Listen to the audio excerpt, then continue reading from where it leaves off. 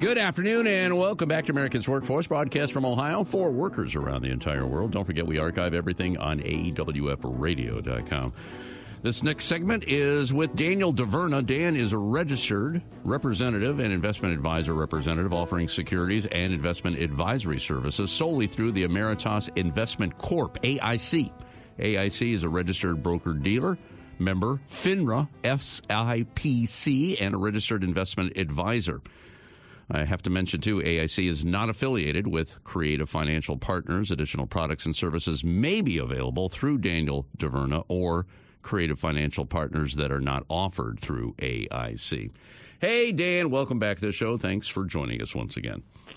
Thanks again for having me. All right. Today, and we touched on this briefly in the segment last month dealing with 401ks, IRAs, specifically the IRAs and the Roth IRAs. I know there's a lot of confusion. Maybe you can sort all this out. We got the 401k, the IRA, and the Roth IRA. It's all yours. I need some help on this. Well, there's a whole bunch of other things that get thrown into that hodgepodge as well. I don't want to muddy the waters too much more, but there's all different deferred compensations, 403Bs, and all kinds of other things. But we'll stick to the line of questioning for now. All right. The 401k and the traditional retirement plans, long-term, these have been around for a bit. They've really, unfortunately, they've replaced a lot of the pensions, or the pensions are maybe not as good as they once were, so now they've got the 401k to supplement. But let's call it what it is. I mean, this is really, they're shifting the responsibility, and they're shifting it to us. They're shifting it to the employees. They're shifting it to the union workers, that they are going to have to carry more of the burden themselves.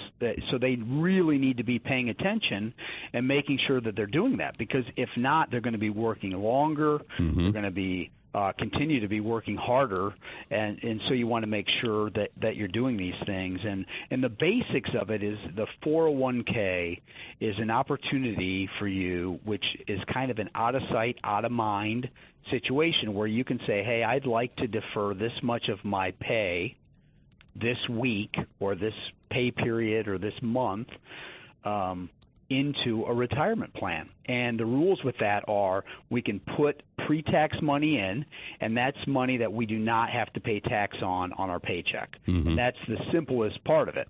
So there are restrictions and rules as far as how much money you're allowed to put into that, and it's based upon your age. So every rule that's built on that is really based for everybody. Everybody's really got the same set of rules basically inside of a traditional 401k for how much money they're able to be or being able to put away. Then outside of that, and it depends on the retirement plan that you're offered, you could also have an IRA. And that an IRA basically has the same rules, which with much lower deposits available, and you can do these every single year. Then on top of that, I'm going to complicate things just a little bit more and throw a curveball and discuss the Roth IRA. So the Roth IRA is the exact opposite. It is money that you are going to pay tax on this year, mm-hmm. so it gives you absolutely no benefit in your taxes this year. So None. We're clear. Doing a Roth IRA, you can report it to your tax person, or you would report it if you're putting money into one, but it doesn't really do anything. No benefit whatsoever. The big benefit on the Roth IRA is that down the road, when you have $100 in a Roth IRA and you go to take that $100 out, if you're playing by the rules, and the rules are age 59 and a half or older, you take that dollar, you would initially, or that $100, let's say you would initially put $50 in, it has doubled, now it's worth $100, and you go and take that $100 out, you don't pay any tax on it whatsoever. Not even on the gain? Not even on the gain. Whereas the 401k, you put money away and you did not pay tax on it, but down the road when you go to take that $100 out or that $1,000 out or that $100,000 out, you will pay taxes on that at your current taxable income rate. On the whole thing, the $100 and whatever it gained during that time. Absolutely, whatever you take out. Another consideration, because we have a lot of people that do things that they're still working, but they know at 59 and a half, a very important age. There's two very important ages with these we'll discuss, but 59 and a half is the first. It gives you the eligibility and access not just to additional investment options, but also you can access those monies without penalties.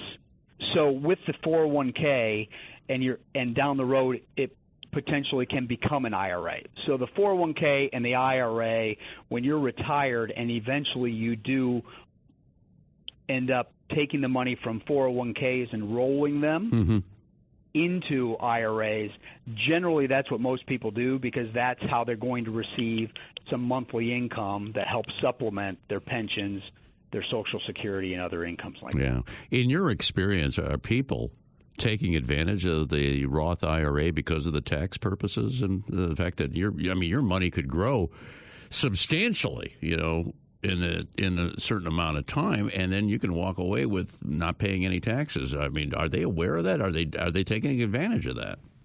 Not as much as they should. And here's why. One of the things is this law hasn't been around forever. So when they instituted Roth IRAs originally, you were only allowed to put a couple $1,000 a year in. And people thought, a couple $1,000 a year, how much is that really going to help me? Right. Well, since then, the limits on what you can put in every year is pretty significant. They've changed it. It's 3 times that about. And so it's much more significant what you're able to do. And then when you compound the earnings in there, it's a really big deal. Now, on the other end of the spectrum, if we've got some, and I'm sure we do, that are listening, some people that make maybe a 2 household income. So I'll use some clients of mine I had in just a couple weeks ago. He's a union worker, and then his wife is a nurse. And between the two of them, they make a lot of money. And so there are some limitations that you need to be aware of. When you make over a certain amount of money, congratulations, you're considered rich. But you're also eliminated from doing a Roth IRA. So there's going to be some rules that apply on every level. Just between us, Dan, I strive for that time when I'm going to be making that much money, okay? Right. That's a great place to be on one level. On another level, we've got to look at other outside styles of investments because the government really does restrict you once you get to a certain income level. They're not going to allow you to do some of these things. And you would think it would be for really, really rich people. But if you get a couple union workers in the same family that are working a bit of overtime and stuff, it's easy that they hit that number. Yeah. It happens. I see it all the time. There you go. Okay, one more question here. You got all this money built up. What happens to that money when I die? Well, I'll walk through a couple scenarios. If you're married, it's a fairly simple transition, but I will tell you, everyone, you should be reviewing your beneficiaries. I've had it happen only really once in my career where I've seen somebody that had left an ex-spouse. Like, these are not discussions you want to have with anybody. Let's just get these things squared away and make sure we have everybody in the right places. But if something happens to you, the money goes to your spouse. Your spouse would have all of the options that you have. So there's no taxable event to move to a spouse. Now, when you pass down potentially to kids or next generation, there's a whole different set of rules. So if I have 3 kids and I have $300,000 in my IRA or 401k, each one of my kids, assuming I don't have a favorite, gets a third. And each one of those kids gets to make their decision on how they want to take that money. So the first might say, I could really use the whole $100,000. Thanks, Dad. I'm going to Vegas. The next says, well, I've got some credit card debt I'd like to pay off. I'm going to take half the money, pay the tax on it, and then the other part I'm going to make into my IRA. And then the third says, geez, this is the greatest thing ever. How much money do I have to take out of this? There's a small required minimum that they'll have to take out. But for the most part, they can make that become their IRA. That's called a stretch IRA. So with all of these, the great news is that it does get to stay in the family. The primary thing I would encourage you, though, is not just to have a primary beneficiary, but also have secondary beneficiaries.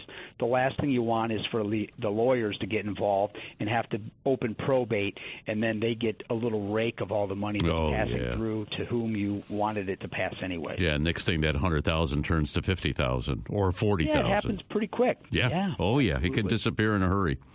All right, Dan, great job. Dan DeVerna, Creative Financial Partners. Get more information at DanDeVerna.com. DanDeVerna.com.